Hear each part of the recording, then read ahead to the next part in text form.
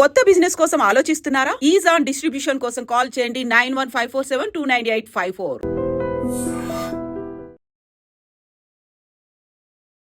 Welcome to iDream media. So జనరల్గా diabetes ఉందో లేదో చెక్ చేయాలన్నా, లేదా డయాబెటీస్ ఉన్న వాళ్ళకి అసలు ఆ లెవెల్స్ ఎలాగున్నాయో చెక్ చేయాలంటే HbA1c టెస్ట్ ఖచ్చితంగా చెప్తూ ఉంటారు.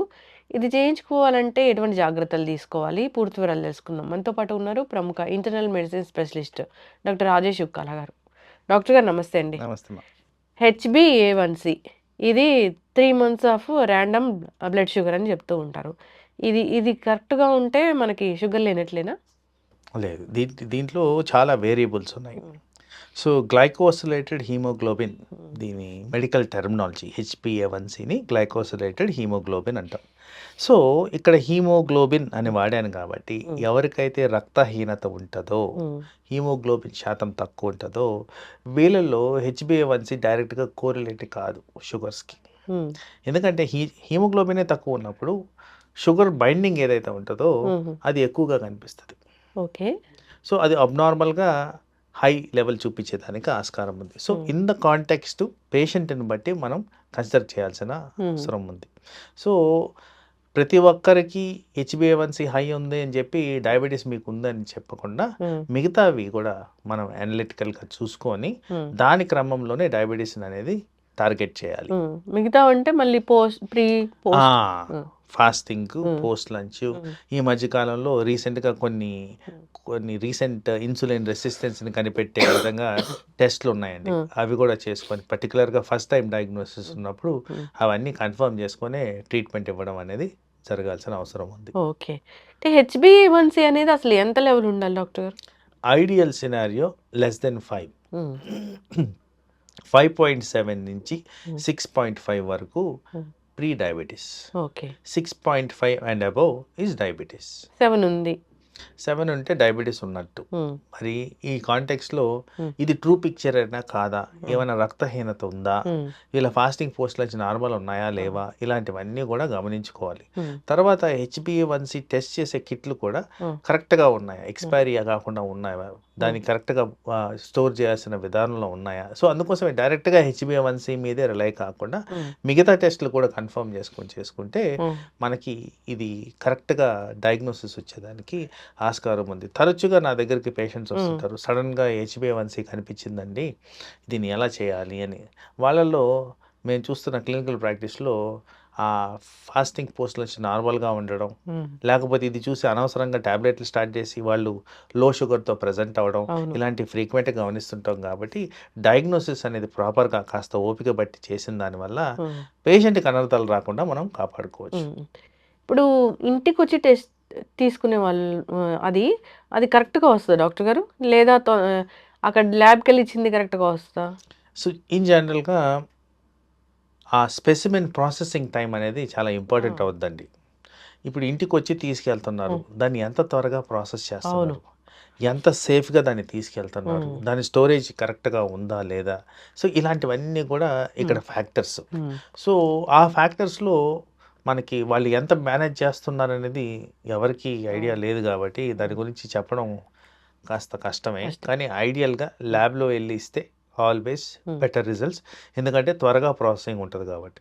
అయితే డాక్టర్ గారు, మరి ఈ తిన్న తర్వాత తినక ముందు షుగర్ లెవెల్స్ కనిపించాయి అన్నప్పుడు, ఇది కూడా ఎక్కువగానే ఉంది HbA1c లెవెల్ అన్నప్పుడు, వెంటనే మందులు స్టార్ట్ చేయాల్సిన అవసరం ఉంటుందా డయాబెటీస్లో? మందులు స్టార్ట్ చేయకముందు కొన్ని లేయర్స్ ఆఫ్ థింగ్స్ చేయాలి. ఫస్ట్ నేను చెప్పినట్టు నిర్ధారణ చేసుకోవడం, ఇది నిజంగానే అబ్నార్మల్ రికార్డింగ్గా కాదు. రెండోది, మనం న్యాచురల్ పద్ధతులు ఏమైనా ట్రై చేసామా లేదా. అంటే ఇప్పుడు మ్యాంగో సీజన్ అయిపోతుందండి, విపరీతంగా తింటారు చాలామంది. బార్డర్ లైన్లో ఉన్న వాళ్ళందరికీ కూడా షుగర్స్ పెరిగేదానికి ఛాన్స్ ఉంది, ఎందుకంటే దాంట్లో ఉన్న స్వీట్నెస్ అలాంటిది కాబట్టి. మరి ఈ మ్యాంగోస్ అన్నీ మానేస్తే వీళ్ళకి రిజాల్వ్ అయిపోతుంది. సో లెవెల్ ఆఫ్ ప్రజెంటేషన్ బట్టి ఉంటుంది. ఇందాక చెప్పాను 6.5 అండ్ అబోవ్ ఇస్ డయాబెటీస్ అని. కరెక్ట్గా 6.5, 7 మధ్యన వచ్చారనుకోండి, వాళ్ళకి కాస్త లెవరేజ్ ఇచ్చి మనం న్యాచురల్ పద్ధతులు ట్రై చేయొచ్చు. అదే HbA1c 12 వచ్చింది అనుకుందాం, వీళ్ళల్లో మనం కంపల్సరీగా ట్రీట్మెంట్ ఇవ్వాల్సిన పరిస్థితి, ఎందుకంటే it's very very high, double the normal level. So అందుకోసం పేషెంట్ కాంటెక్స్ట్ బట్టి ఇది కన్సిడర్ చేయాల్సిన అవసరం ఉంటుంది. అలాగే ఒక హార్ట్ డిజీజ్ పర్సన్ ఆర్ ఏదైనా మేజర్ అవయవం ఎఫెక్ట్ అయ్యే పర్సన్ ఉన్నారనుకుందాం, వీళ్ళల్లో బార్డర్ లైన్ డయాబెటీస్ కనిపించినా కానీ బికాస్ డయాబెటీస్ కారణంగా అవయాల మీద ఒత్తిడి ఉంటుంది కాబట్టి దాన్ని వెంటనే మనం అడ్రస్ చేయాల్సిన అవసరం ఉంటుంది. సో పేషెంట్ కండిషన్, ఆ కాంటెక్స్ట్, ఆ ఉన్న ప్రాబ్లం ఏంటి, దాని క్రమంలో దీన్ని అప్రోచ్ అవ్వాలి. So it's more of practical value. అవును.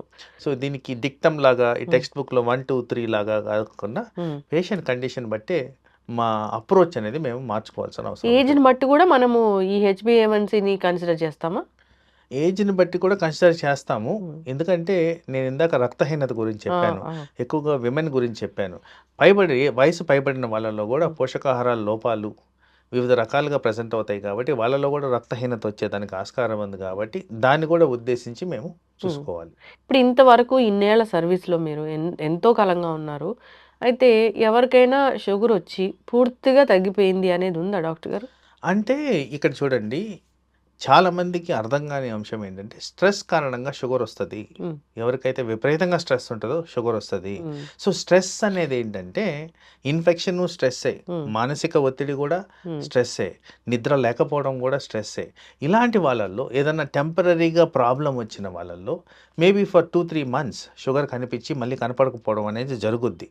బట్ ఇన్ జనరల్ ప్రాక్టికల్గా చూసుకుంటే ఒకసారి షుగర్ వస్తే అది జీవితకాలం వచ్చినట్టే. వెరీ వెరీ రేర్ ఇన్స్టెన్సెస్లో ఈ టెంపరీ ట్రాన్సిషన్ అనేది చాలా మటుకు వినుంటారు. ప్రెగ్నెన్సీలో వస్తుందని మళ్ళీ పోయిందని. వీళ్ళలో కూడా చాలా ఎక్కువ శాతం మందికి లాంగ్ టర్మ్ డయాబెటిక్స్ రావడం అనేది శాస్త్రపరంగా స్టాటిస్టికల్ డేటా పరంగా కూడా ఎవిడెన్స్లు ఉన్నాయి. కాబట్టి ఇన్ జనరల్ ఒక్కసారి వస్తే అది ఎప్పుడు వెంటాడుతూనే ఉంటుంది. మందులు వాడితే మంచిది, బెటర్. అండ్ మందులు వాడడం పక్కన పెట్టేసి చాలా మంది ఏంటంటే మళ్ళీ చెక్ చేసుకోరు. ఆ చెక్ చేసుకోవడం ఇంపార్టెంట్. ఫస్ట్ స్టెప్ అది. చక్కగా చెప్పారు డాక్టర్ గారు. ఎన్నాళ్ళకి ఒకసారి అంటే 3 monthsకి ఒకసారి యావరేజ్గా ఈ హెచ్బిఏవన్సీ సరిపోతుందా, లేదా మళ్ళీ ఏమైనా పెరిగినట్లు ఉందా అనిపించి మళ్ళీ చేసుకోవచ్చా? అంటే ఇక్కడ ఎంత ఫ్రీక్వెంట్గా చేయడం అనేది కాదు కానీ పేషెంట్ సిచ్యువేషన్ ఏంటి అనేది చూసుకోవాలండి. హెచ్బిఏవన్సీ ఆర్గన్ డ్యామేజ్కి డైరెక్ట్ మార్కర్. అది హైగా ఉంటే అవయాలు ఎఫెక్ట్ అవుతాయి, ఇది రుజువులు. సో సపోజ్ ఒక పర్సన్కి 12 ఉందనుకుందాం, మనం ప్రతి 3 నెలలకు ఒకసారి చెక్ చేసుకుంటూ దాన్ని తక్కువ చేసుకోవడం అనేది ఇంపార్టెంట్ క్రైటీరియా. అదే ఇంకో పర్సన్కి 6.5 ఉందనుకుందాం, రెండోసారి చేసాం అప్పుడు కూడా 6.5 ఉందనుకోండి, జనరల్లీ ఫ్రీక్వెన్సీ కాస్త పెంచేస్తాం. ఊరికే చెక్ చేయాల్సిన అవసరం లేదు, ఎందుకంటే వాళ్ళ స్టెబిలిటీ ఉంది. పేషెంట్ కాంటెక్స్ట్ బట్టే ఎంత ఫ్రీక్వెంట్గా చేయాలి, ఏమి మార్పులు వస్తున్నాయి అని గమనించుకొని దాని క్రమంలో టెస్ట్లు అనేది అడ్వైజ్ చేయడం జరుగుతుంది. ఇప్పటి వరకు షుగరే లేదు అంటే ఎంత ఏజ్ ఉన్న వాళ్ళు ఎట్లాంటి ఈ షుగర్ టెస్టులు చేయించుకోవాలి, ఎంత ఫ్రీక్వెంట్? జనరల్ రికమెండేషన్స్ అగైన్, ఇది వరకు 35 years అండ్ అబవ్ కంపల్సరీ సంవత్సరానికి ఒకసారి చెక్ చేసుకోండి అని. ఇప్పుడు ఈ మారుతున్న కాలంలో ఈ వెస్టర్నైజేషన్ ప్రోగ్రాంలో నేను 20 సంవత్సరాలకే చెప్తున్నా. 20 yearsకి పర్టికులర్గా రిస్క్ ఫ్యాక్టర్స్ ఎక్కువ ఉన్న వాళ్ళకి, రిస్క్ అంటే ఏంటి, ఫ్యామిలీలో ఉంది, ఊబకాయం ఉంది, ఇన్యాక్టివిటీ ఉంది, అలాంటివి ఏమన్నా మార్కర్స్ వచ్చినప్పుడు కంపల్సరీ 20 సంవత్సరాల నుంచే ఇది మానిటర్ చేయడం బెటర్ అని మేము గమనిస్తూ ఉన్నాం. అదే there is a lot of transition ఈ దీంట్లో. ఫిక్స్డ్ గైడ్ లైన్స్ కాకుండా ఫ్లెక్సిబిలిటీ అనేది అవసరం ఇక్కడ. ఇప్పుడు ఇంకేదో చిప్ లాంటిది వచ్చింది పెడుతున్నారు షుగర్ మానిటర్ చేయడానికి అంటున్నారు, ఏంటి డాక్టర్ గారు అది? ఇది కంటిన్యూస్ గ్లూకోజ్ మానిటరింగ్ అనేది స్మాల్ డివైస్ కనుక్కున్నారు. సింపుల్ డివైస్, ఈ చేతి మీద దాన్ని అటాచ్ చేస్తారు, దానికి ఒక కంప్యూటర్ కనెక్షన్ ద్వారా షుగర్ మానిటరింగ్ డైరెక్ట్గా మీ ఫోన్కి మానిటరింగ్ వచ్చేస్తుంది. About 14 days of continuous monitoring ఉంటుంది. సో మనకి హెచ్చుతగ్గులు ఎక్కడ జరుగుతున్నాయి, దీన్ని ఎలా మార్చుకోవాలనేది చాలా ఎఫెక్టివ్గా మనకి గైడెన్స్ ఇస్తుంది. సో అది డెఫినెట్గా డయాబెటిక్ పేషెంట్స్లో అందరికీ రికమెండ్ చేయాల్సిన ఇన్స్ట్రుమెంట్ అది. ఓకే, కరెక్ట్గా వస్తాయి వాల్యూస్ అనేవి. Absolutely correct. And time to time variation వస్తుంది కాబట్టి ఇప్పుడు మనము 2 సార్లు చెక్ చేసి వచ్చేసి ఇది బాగుంది అని అనేది డిసైడ్ అయిపోతున్నాం. అయినా కానీ హెచ్బిఏవన్సీ ఎక్కువ వచ్చింది, ఎందుకు వచ్చింది సార్ అంటారు. సో అలాంటి పరిస్థితుల్లో ఇలాంటి సీజీఎం పెట్టుకుంటే ఏ టైంలో ఎక్కువ అవుతుంది అనేది క్లియర్గా చూపించేస్తుంటుంది. కాబట్టి ఆ విధంగా మందులు కూడా అడ్జస్ట్ చేయడానికి మాకు ఈజీగా డైరెక్షన్స్ దొరుకుతాయి. ఎస్, చక్కటి ఇన్ఫర్మేషన్ డాక్టర్ గారు. చాలామంది కూడా HbA1c ఒకసారి నార్మల్ ఉంటుంది, కానీ తర్వాత వేరే టెస్టులు చేస్తే కనుక షుగర్ ఉన్నట్లుగా తెలుస్తూ ఉంటుంది.